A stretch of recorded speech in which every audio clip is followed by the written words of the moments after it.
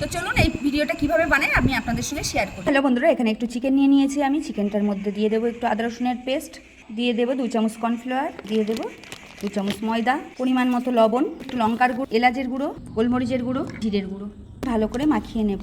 দিয়ে দেবো অল্প একটু পানি, একটু ফুড কালার, মাখিয়ে নেব।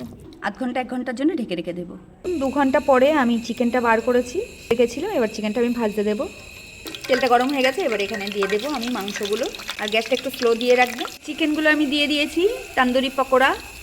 তো দেখুন একদিকে ভাজা হয়ে গেছে, এবার এটা আমি উল্টে দেবো। এরকম সুন্দর সুন্দর ভিডিও যদি দেখতে চান আমার ইউটিউব চ্যানেলটা সাবস্ক্রাইব করে আমার পাশে থাকবেন, আর বেশি বেশি বেশি বেশি লাইক করবেন। তান্দুরি পকোড়াটা হয়ে গেছে, আমি এবারে এটা তুলে নেব। তো কত সুন্দর জুসি আর একদম সফট নরম, একদম দেখে বুঝতে পারছেন। তো এই ধরনের যদি আপনারা তান্দুরি চিকেন বানান, মানে তান্দুরি পকোড়া বানান, তাহলে দেখবেন খেতে এত টেস্টি লাগবে। আর এই ধরনের ভিডিও দেখার জন্য আমার চ্যানেলটা সাবস্ক্রাইব করে পাশে থাকবেন।